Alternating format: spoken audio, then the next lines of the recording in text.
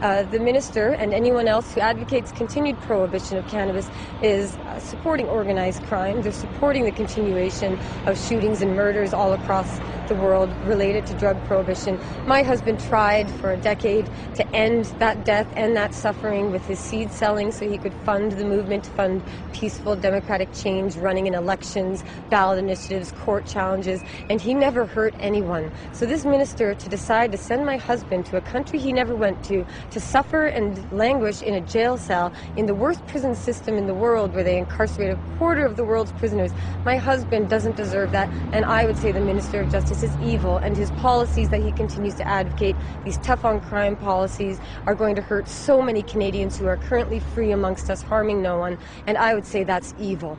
Do you think that he's actually reneged on a deal? It's your understanding just the one charge that he had a deal there and that he's now... Well, Marc had agreed to the deal with the United States, so Marc and the feds down in Washington State had agreed to a 5-year plea deal should he be extradited. It was then the file given to the Minister of Justice to determine if Marc would be extradited on that one count, and he had the option of all 3 counts, but as I said, the Americans and our own Justice Department memorandum said 1 count would be sufficient, but the minister has gone above and beyond that, and again, I think it's just to punish my husband.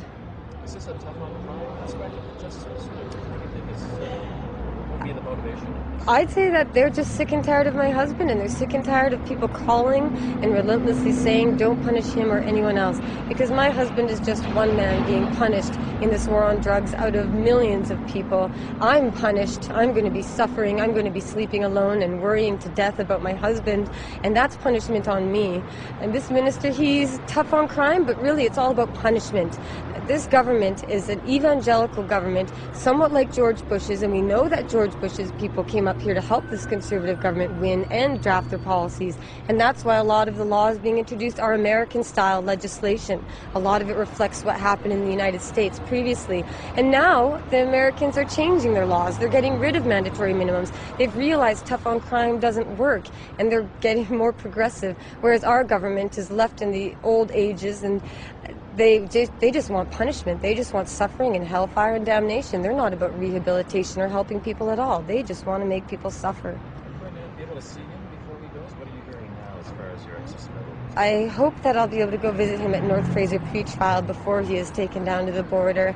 I don't know how soon it will happen. It could be tonight. It could be a week from now. I feel terrible that when I saw him go off, I really believed that he would come out again later today, and I wish I'd been giving him a bigger kiss, maybe a bigger hug. Just the fact that he's going to be down in the States now, and in some ways they're hoping to send a tough on crime message. But are you hoping that it might backfire? That you might be able to intensify the lobbying and the profile? I think that it will. A lot of Canadians for the past 5 years have been getting more and more engaged and involved in politics because they see the way that our government is taking our country, and it's not Canadian. It's a very scary direction we're going in, and I think that this will help get people worked up and more active in politics. I'm running federally in the election with the Green Party. I will make sure that the Conservatives are going to be my main target, and we're going to try and make sure that everyone gets out there and removes this government from power, because they are just out to make people suffer needless pain.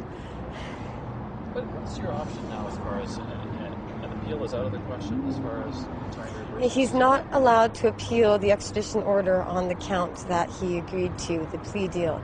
However, I want to talk to my lawyer about appealing the decision to extradite him on the other 2 charges, seeing as that opens up the possibility of a much, much worse punishment, and considering the Americans and the Justice Department told the minister not to do it on all 3, and he's gone ahead and done that, I think that's a very bad idea, and we will be focusing on trying to maybe change that. I'm going to be fighting for Marc no matter what, whatever it takes.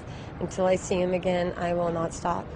And Jodie, on the 5 years, is the 5 years in custody, or is there an option that could be less? In the United States, they only get early release at 85% or 80% of their sentence.